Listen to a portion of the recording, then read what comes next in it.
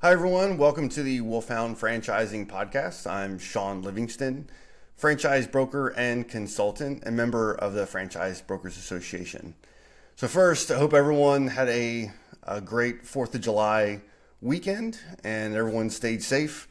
And now that we're back to work this week, I wanted to review working with the franchisor. So we're really conducting yourself also with the franchisor and as you go through that process. So at this point, let's say you've been working with me or another broker and you're now being introduced to that franchise. So this is where you're going to be talking to them. There's kind of that handoff, probably the first call. I've been on there with you. But starting out, let's talk about what it really is, okay? So the franchisor is going to be interviewing you. Through this process, as they're interviewing you, you're kind of you're interviewing them as well. So it's a selection process on both sides. The franchisor awards you that franchise. Remember that. You can be turned down. So even if you have a ton of money and you're saying, I'm just going to buy this, it doesn't always work that way. And usually it doesn't work that way anyway. So that franchisor wants to know that you're going to be a good franchisee and represent their brand. So always act accordingly, act professionally. You should have learned this when you were private, right? Right place, right time, right uniform. Okay? That will actually get you pretty far in this process. So again, this is like an interview. So first thing, show up on time. The first call will be your introduction. That rep will call you and set up a time, and then you'll have a quick call. You'll have a call or a Zoom probably so that they can see you and you can see them. And that first meeting is a first impression. So my first tip is always be on time, okay? Don't set up the meeting and just not show up, or set it up next week and then blow it off or something like that. If something does come up, reschedule it. But that first call, I would always make sure you're on that first call, okay? First impressions are a good thing. This is where you can show them how you're interested in their franchise and in their concept and that you want to learn more. So conduct yourself in a professional manner, and remember, you're a potential business owner, and they're looking at you as a potential business owner as well. So again, professionalism. After that call, you will have typically, after that first call, the franchisor will send you the FDD, also known as the franchise disclosure document. If you're not familiar what that is the document that shows everything about the franchise, the ins and outs of things. It'll have numbers on it, investment, stuff like that. Okay, this isn't an agreement. So when they ask you to sign for it, it's just the receipt page. It's just to say that you've received it. This whole thing, it's a government regulation. They have to send this to you so that the government knows that you have been informed of everything about this franchise before you invested in it. So that is your first task. Your first task would be to sign that page. Don't wait a week. Don't get it and wait a week or not look at it. If you're truly interested in this, sign the page and send it back. First task, done. Okay? It's easy as that. So the franchise disclosure document. If you're working with me, I would send you an outline. So each individual item number in that is separate information. I would send you an outline so that you understood what each part of it was. Familiarize yourself with it. I don't think you necessarily have to have an attorney. If you want to, you can have an attorney look at it. But that really comes down to when you have an agreement. The disclosure document, they're just disclosing all their information. So but familiarize yourself with it. More than likely, the next call will be reviewing that. Coming back to don't miss a call, the franchisor is probably going to set up the next time. When you're done your call, they're going to say, hey, what's your schedule like? So schedule that call. Probably a week or two out, you'll have that review call. So now you're familiar with it. You've done your first task. You're familiar with it. It shows that you are interested in their concept and that you're professional enough to do that homework. My next tip is always do the tasks that they've given you in a timely manner. So if you're sending back the receipt page, just get it done, because that's all it is. If they sent you a application or a financial statement, start working on it. Start getting it done. If they've asked you for a resume, send it in. Make sure it's done, but make sure you get it in a timely manner. Again, that shows professionalism, and they're looking at you to be a franchisee. How are you going to conduct yourself when you are a franchisee or working with them? How are you going to represent their brand? How are you going to work with customers? They're looking at all these tasks and thinking about that. So if you're skipping out on it, you're taking weeks to get things done, you're kind of lackadaisical, that's going to look bad. Or if you don't show up on a call. The other implied tasks are doing your homework on the franchise. So, and what I mean by that is you're going to start looking at those numbers. We're going to put together our pro forma of some sort, so you can weigh those options. You're going to call other franchisees and ask them the right questions. Ask them questions that, again, keeping it professional, because this is where you're going to find out more information about the franchise on that ground level. You're talking to somebody who is actually doing it on the ground, and they can tell you actually how much money they've made or how much revenue they have per year. Whereas in the document, you might just be getting an average or a median of all the franchises or something, or the top 25, so you're going to get some of that information, but it can get more detailed when you talk to the franchisees. Now, when you talk to the franchisees, remember, they may also be reporting back to the franchisor by saying, hey, I've talked to Bob and I think he's going to be great. Okay. So now the franchise is excited because they're like, hey, he's talked to 5 of our franchisees and they all had great things to say about him. So they're going to be excited about the next call and start to move you through that process.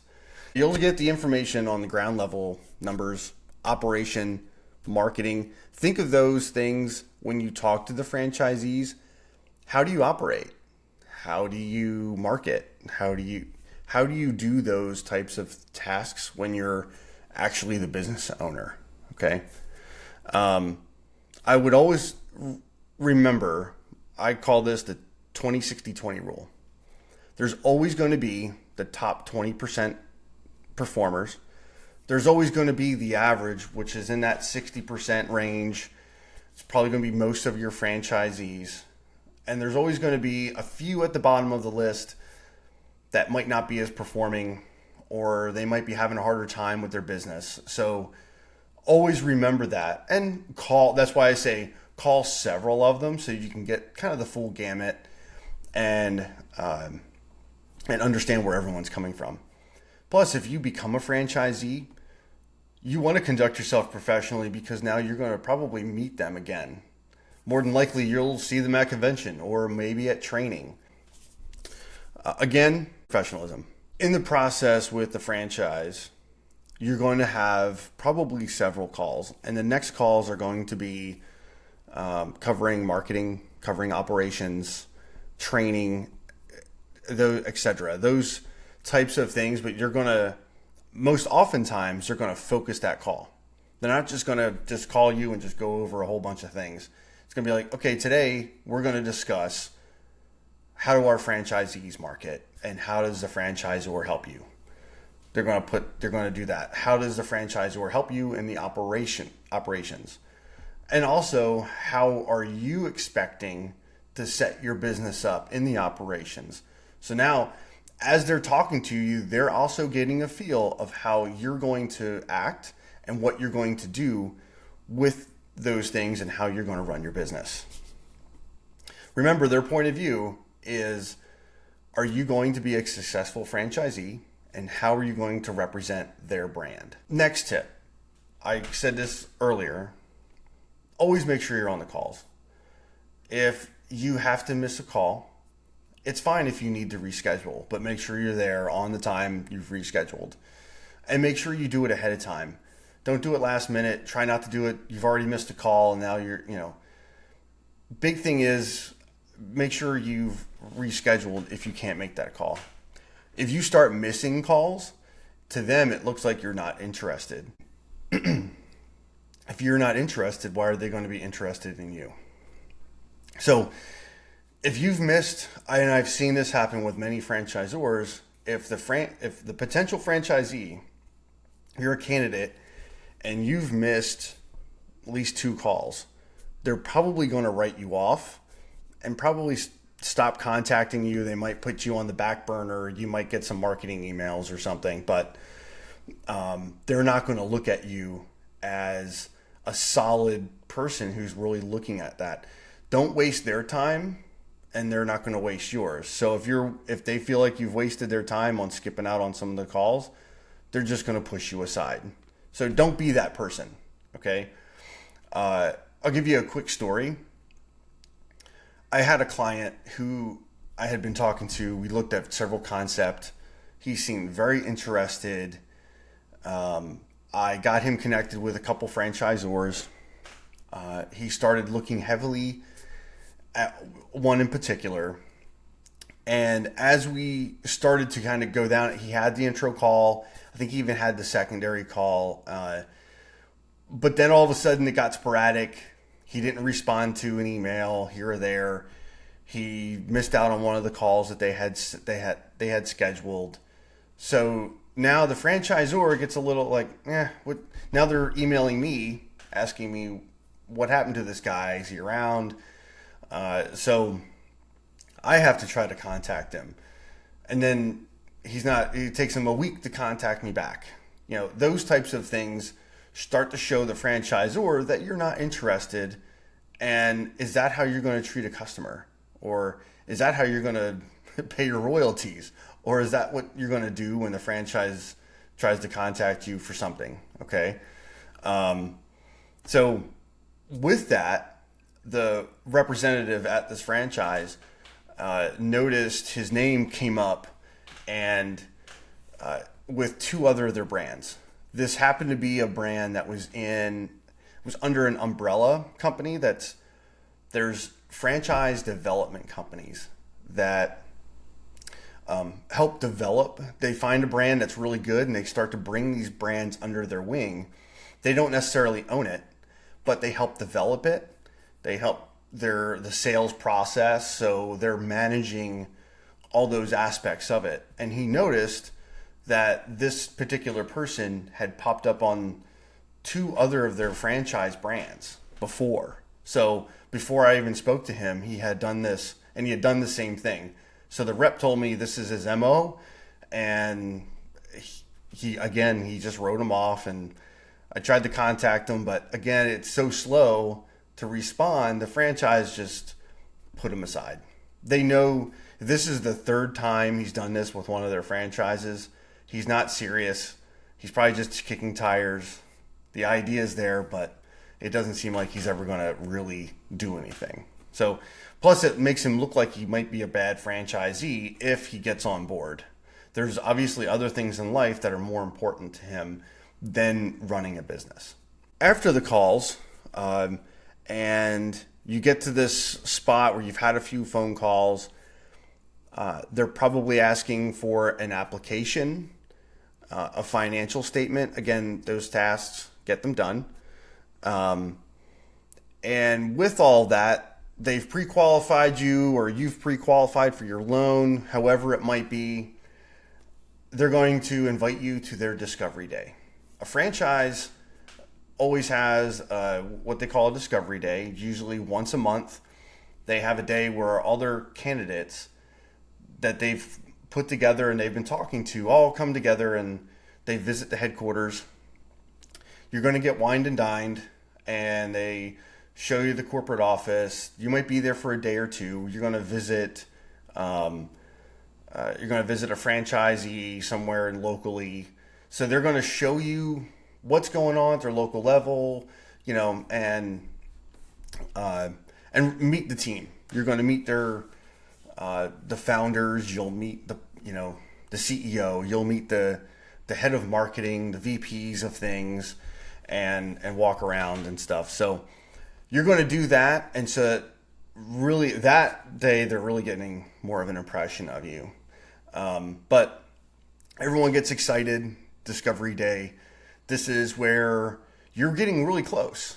Okay. So at this point, you're really deciding, is this the way I'm going to do? Or this is what I'm going to do. So at the end of Discovery Day, you're really deciding if this is going to work for you or not. Okay. Once you do make that decision, they will draft up an agreement, and they may have an agreement ready for you at Discovery Day. There are people who will sign right then. But you go home, they send you the agreement. Don't take forever on it. Take that agreement, and I would recommend the agreement. You then talk to an attorney and go through some of the ins and outs. Of course, an agreement's going to have law language in it. So if you're not that familiar with that, they can help you sift through some of that information. So take a day or two to really review the contract and what you're about to sign. I can say that there's typically nothing, or if anything, that is negotiable. There's typically not much that's negotiable in the agreement. You might find changing a territory or shifting things a little bit there, but typically you're not going to change anything in the document. Remember, all the franchise, let's say your royalties are 6%. All franchisees pay that amount. They can't change it just for you. That's something that is set. So typically those things, there might be concessions made here and there, but for the most part, it's not negotiable. It's just the agreement. So you now have the agreement, and when this is where you should be excited, or you're going to feel some fear. Hey, I'm jumping into a business. You're going to feel that. Everyone does. It's probably not normal if you don't feel that. Okay. So you're going to sign the agreement. You're writing that check for the initial franchise fees. And as soon as that happens, things start to move. So again, this is the point where now you become a franchisee and the gears start to turn for your training, for opening up. Like, they go into full speed and they want to get you open as quickly as possible. So that was working with the franchisor and going along with the process and really how to conduct yourself. So with that, main thing, professionalism, be on time, right place, right time, right uniform. I hope you found this information today helpful. And if you have any questions, please feel free to reach out. I'd love to help you. And being a hockey fan and my son just starting hockey himself, today's quote comes from Wayne Gretzky. You miss 100% of the shots you don't take.